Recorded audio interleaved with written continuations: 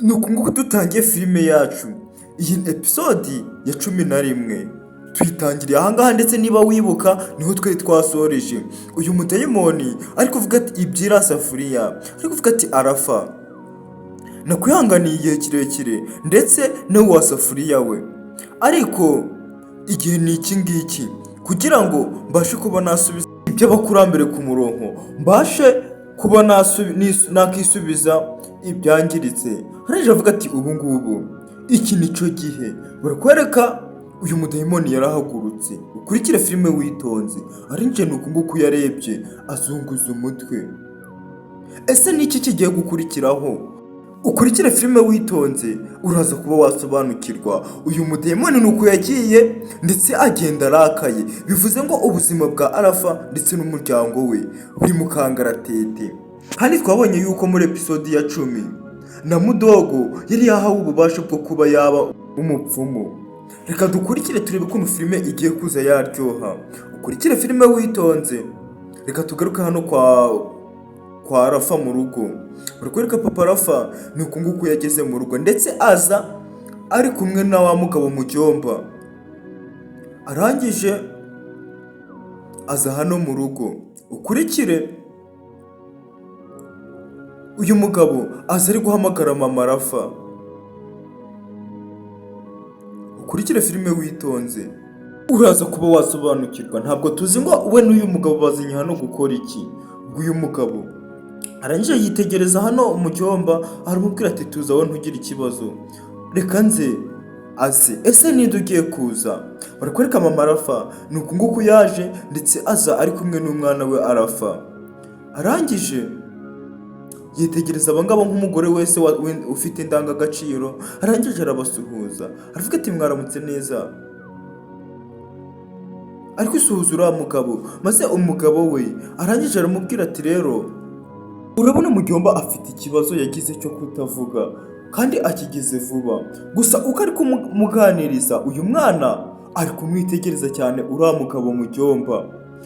Ubwo umugabo arangije aramubwira ati rero kubera ikibazo afite, uyu munsi nari muzanye kugira ngo muhe ikiraka abashe kuba yabona ibimutunga. Atizana isuka aho ngaho mu nzu, maze uyimuhereze aje kuba yaje mu ishyamba, aje kureba ibintu aba yaba ari gukora. Hari ibintu agiye kunkorera. Maze uyu mugore aravuga ati reka nyimuzanire. Anaramubwira ati ni karibu.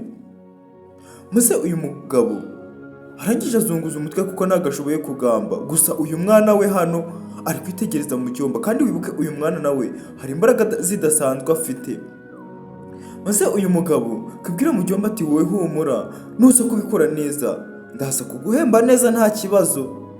Ukurikire ubwo barakwereka umugore isuka yarayizanye, arangije arayibahereza, ndetse n'uyu mugabo ahita yihereza mu cyomba papa Arafa. Maze papa Arafa arangije arababwira ati rero reka ngende njye kumwerekera ibyo araba ari gukora, nanjye mu kanya gatoya ndaje, ndahita ngaruka ntabwo ndatinda. Ukurikire filime witonze. Maze papa Arafa arababwira ati ntabwo ndi butinde rwose, muntegereza akanya gatoya, ngiye kumwereka aho akora, nindangiza mpite nsiga ari kuhakora ndasubira kumureba ngiye kumuhereza amafaranga. Maze umugore arababwira ati nta kibazo, kandi agira akazi keza. Mujyomba arangije aragenda. Gusa uko yari ari aha ngaha uyu mwana yari ari kumwitegereza cyane. Kurikira filime witonze uko uyu mwana ari kumwitegereza. Maze arangije yitegereza na mama we. Mama arangije aramubwira ati Arafa, uriya mugabo kuri kumureba cyane hari ahantu umuzi? Maze uyu mwana aravuga ati nta hantu umuzi mama. Uyu mugore aravuga ati okay, tinangize hari ahantu umuzi. Arangije ahita yigira mu nzu aramureka. Umwana asigara hanze. Gusa uko uyu mwana yasigaye hanze nakubwiye ngo ukurikire filime witonze. Isafuriya yatangiye kumuhamagara, iri kumubwira ati Arafa reba uriya mugabo afite ikibazo cyo kuba atabasha kuvuga, kandi ibyabaye ni wa mudayimoni wabimuteye. Ati ubwo rero genda ubashe kuba wamutabara. Ukurikire filime witonze. Uyu mwana isafuriya niyo iri kubimubwira. Barakwereka Isafuriya irangiye kubimubwira, uyu mwana arangije aragenda. Iyi safuriya imurimo webwe, mbese muri make imeze nka roho iri kumukoresha. Nakubwiye ngo ukurikire filime witonze, ikintu usabwa ni ugukanda subscribe, ubundi izindi episode zikazajya zikugeraho buri munsi, umunsi ku wundi. Ubwo uyu mwana ni uku nguku yerekeye, ndetse isafuriya imubwiye ngo nagende ajye kuba yatabara uriya mugabo mudogo nako amuyomba. Reka tugaruke hano, barakwereka mudogo uku nguku niko ari kugenda. Wibuke na mudogo hari ububasha yahawe bwo kuba yaba umupfumu, bwo kuba yagira imbaraga zimeze nk'iz'uramurozikazi tuzi uriya w'umupfumu. Ubwo barakwereka mudogo ari kugenda hano mu gisagara, ari kugenda arareba hirya no hino, arareba imbere n'inyuma niba nta muntu uri kureba. Ntabwo tuzi ngo ni ibiki agiye gukora noneho, ntabwo tuzi ngo ni ibiki bigezweho. Kurikira filime witonze, gusa ageze ahangaha arahagarara. Uyu mugabo yageze ahangaha arahagarara, arakomeza aracungacunga. Ukurikire filime witonze. Gusa yageze hano arangije aravuga ati baravuze harya ngo kariya kana niko gafite ibi bintu, baravuze ngo kariya kana niko gatuma uburozi mba nashize hariya butagenda neza. Ati noneho reka ndebe uburyo karaza kunyikuraho, reka ndebe ubu ngubu ibyo ngiye gukora niba nabyo karaza kubikuraho, ndamenya yuko nako gafite imbaraga zidasanzwe. Reka turebe tumenye ngo ese ni ibiki agiye gukora. Barakwereka uyu mugabo yatangiye kwitegereza hejuru. Kurikire ageze gutya arambura ukuboko. Nyagasani, ese ibi ni ibiki uyu nguyu ari gukora we? Barakwereka hari akantu k'agakoko yakuyeyo, yakuyeyo agakoko. Nyagasani, uyu mugabo nawe mu by'ukuri nk'uko babitweretse nawe yagize imbaraga zidasanzwe. Arangije agakoko ni uku nguku yagateretse hasi. Gusa uyu mugabo yarakomeje akaramburiraho ikiganza. Barakwereka nawe yahise ahinduka nka wa mupfumu, ndetse aza afite n'udukoresho twose uriya mupfumu aba afite. Agakoko, akantu kameze nk'agacuma, ndetse n'akandi kantu kameze nk'ibaba. Uyu mugabo arangije aravuga ati ndaba ndareba wa mwana we.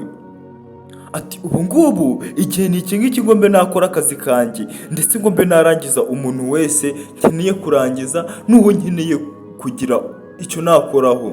Ati ubu ngubu nicyo gihe, maze nkaza ngahangana nawe arafa. Uri umwana mutoya, reka nze mpangane nawe. Ese uyu mwana ni ukubera iki ari guhangana n'abantu bangana gutya? Nyagasani, barakwereka uyu nguyu yarakomeje areba hirya no hino, gusa akaza ari gukandagira kuri kano gakoko, aza ari kwicara kuri aka gakoko. Ukurikire filime witonze. Akimara kukicaraho, uyu mugabo ari kureba guca, atangira kugatwara. Nyagasani, ni uku nguku yatangiye kugendera ku nkoko, bya bindi bavuga. Ukurikire uyu mugabo yagendeye ku gakoko gutya, ibyo ngibyo byarabaye. Reka batugarurire hano kwa Rafa. Barakwereka wa mudayimoni nawe no ku nguku yahageze, kandi n'uriya nihaje. Uyu mugabo arangije aza ari kwitegereza gutya, aza ari kurebuzwa hirya no hino, ndetse agakunda kureba muri cya giti cy'umwembe aho yasufuriye ikunda kubiri. Uyu mugabo, uyu mudayimoni nako atangira kureba niba nta muntu uri kumureba, ndetse atangira kureba niba mama Rafa ntawe uri hafi aho ngaho ngo abe yamubona. Barakwereka ageze hano atangira guseka. Nyagasani, ubanza ya safuriya yibonye, yatangiye guseka ndetse azunguza umutwe nk'umuntu wemeye. Atangira kuvuga ati wa safuriya we, igihe ni iki ngiki nkagutwara, ubundi nkakujyanira abakurambere, barangiza bakajya bareka kumpazaho igitutu hejuru yawe, ndetse narangiza nkabona amahoro muri njyewe. Ati igihe ni iki ngiki rwose wa safuriya we, ndakuziye, ndetse nawe wa mwana we ibyo wishingikiriza. Iyi safuriya ngiye kuyitwara maze mbashe kuba nareba ukuntu ibintu byawe bizagenda, ukuntu mbese muri make iherezo ryawe. Uyu murozi nakuye umudayimoni. Arangije azunguza umutwe aravuga ati rwose ubu ngubu iminsi iba myinshi ariko igahiga umwe. Uyu munsi rero, uyu munsi niwo munsi wanjye wa nyuma wa safuriya we. Ntabwo ndi buze kongera kugusiga ahangaha. Ati kuko ntabwo ndi buve hano ntagutwaye. Ati ubu ngubu ngiye kuba nagutwara. Ngo barakwereka uyu mugabo yatangiye kurambura ikiganza, ndetse isafuriya urabona yuko yatangiye kuyikurura, atangira kuyizana. Ukurikire uyu mugabo isafuriya turenga arayitwara nyagasani. Arangije ayishyira mu kiganza, arayitegereza neza areba niba koko ariyo. Kurikira filime witonze. Uyu mugabo abona koko isafuriya ni ya yindi. Arangije anarayishima aravuga ati wa safuriya we, wari warampangayikishije, wari warampogoje, atariko ubu ngubu nizere yuko nkubonye. Ubu nizere yuko ngiye kongera kugira amahoro muri njyewe. Iyi safuriya uyu mugabo yivugiraho amagambo aravuga ati ubu ndagutwaye kandi sinzi neza niba uriya mwana azongera kugira imbaraga agira. Ati wa safuriya we, ubu ngubu ngushiriye abakurambere, ndetse ntabwo bazongera kumvugaho, ntabwo bazongera kunyotsa igitutu, ndetse nta nubwo nzongera kubaho mpangayitse. Ubu ngiye gutuza muri njyewe, ndetse buri kimwe cyose mfite gukora nzagikora. Barakwereka uyu nguyu yararangije afata isafuriya, arangije nuko nguko yahise abura. Akimara kugenda barakwereka mama Rafa yarasohotse, niwe wari uri mu rugo wenyine. Asohoka gusa hari utujwi ari kumva, hari utujwi tudusagisagi yumvise hano, kuko ibyo ari biri kuhabera twabibonye. Aravuga ati ariko ubu tuvuge ko nta kintu numvise ahangaha. Ukurikire gusa yararebye abona nta kintu gihari. Hano hari imbegeti yari ihari, benshi bakunda kuyita indobo, ariko hari n'abayita imbegeti. Arangije arayifata yigira kuvoma amazi. Ukurikire ibintu bigiye kubera aha hantu byo birenze ukwemera, ni agahomamunwa. Uyu mugore yaraje yambara inkweto, arangije ahita yigendera. Gusa uyu mugore akimara kugenda barakwereka hari undi waje, ndetse aziye ku nkoko, aziye ku ntara.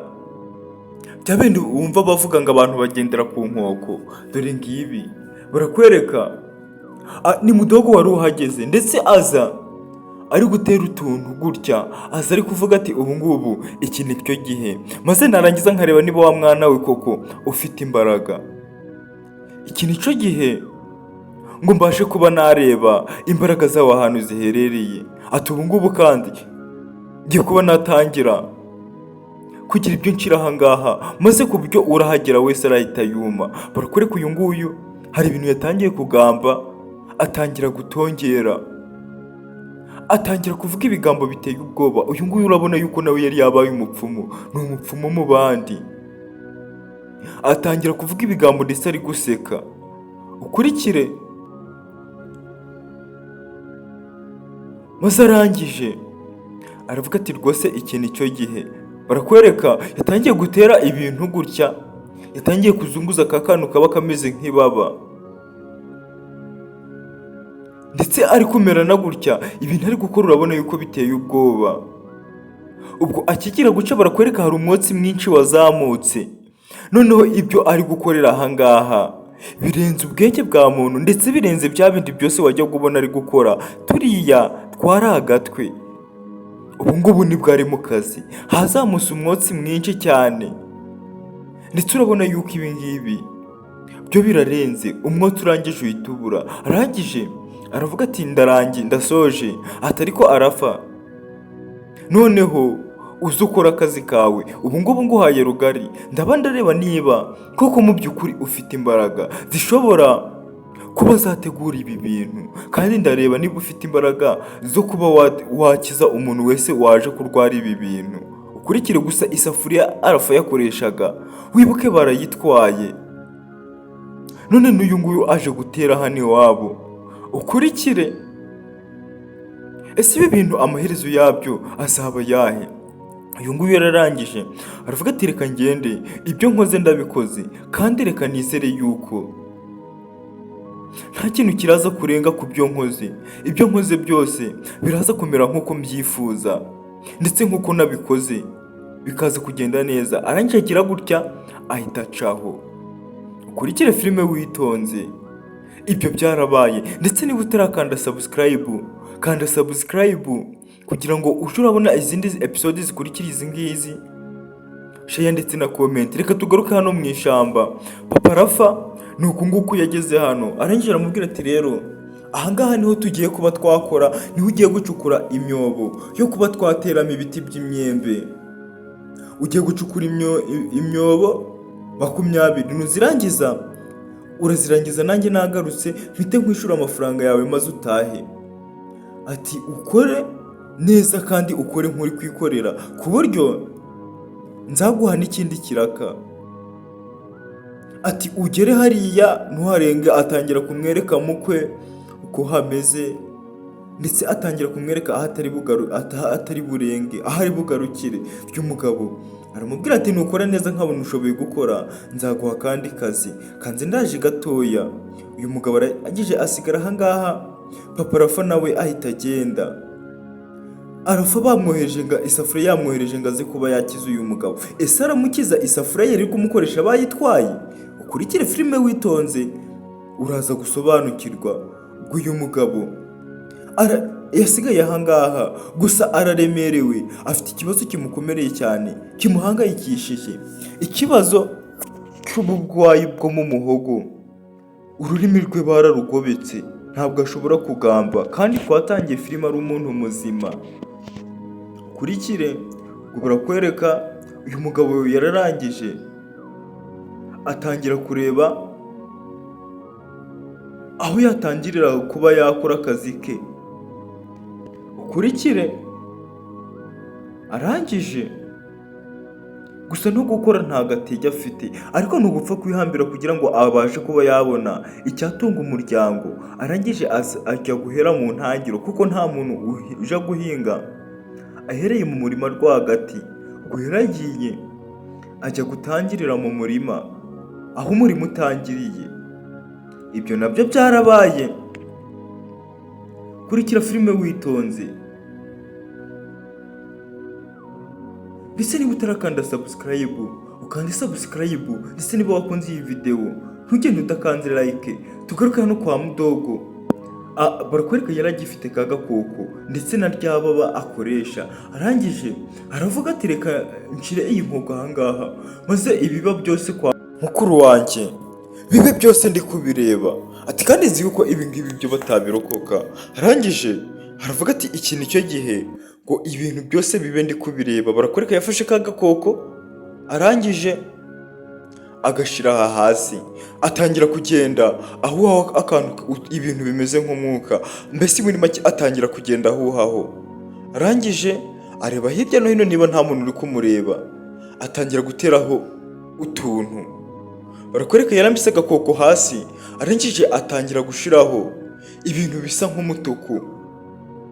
Atangira kuza ibintu bisa nk'umutuku. Barakwereka kwa Rafa, mama Rafa yavuye kuvoma.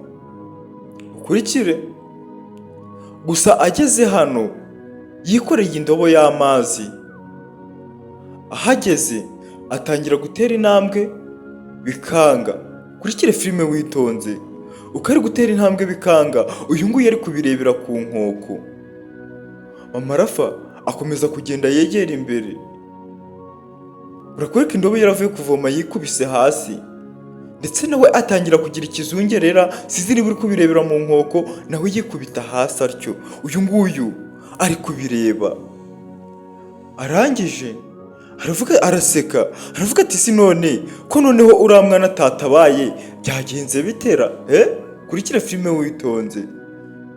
Arangije arareba, aravuga ati ubu nizere yuko namwemeje, ubu reka mbyizere.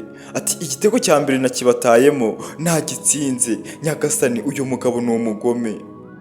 Aravuga ati ubu ngubu ngiye gutangira kubica umugenda, bose ntawe nsigaje, pfa kubona ndi kubona imbaraga zanjye zose zatangiye gukora. Ukurikire uyu mugabo arangije aravuga ati ndabona rwose ibintu bigiye kugenda neza nk'uko nabyifuzaga. reka tugaruke hano. Hari urimo umurima ndetse ari guhinga byakomeye, gusa uko ari guhinga hano wibuke uyu nguyu ni ikiragi. Hari uwo bohereje ngo aze kuba yamukiza. Reka turebe niba ari buze kumukiza. Uyu nguyu arakomeza arahinga. Barakwereka uko uyu nguyu yunamirije, uko ari guhinga. Hari uwamuhingutseho, ninde? Ni Arafa.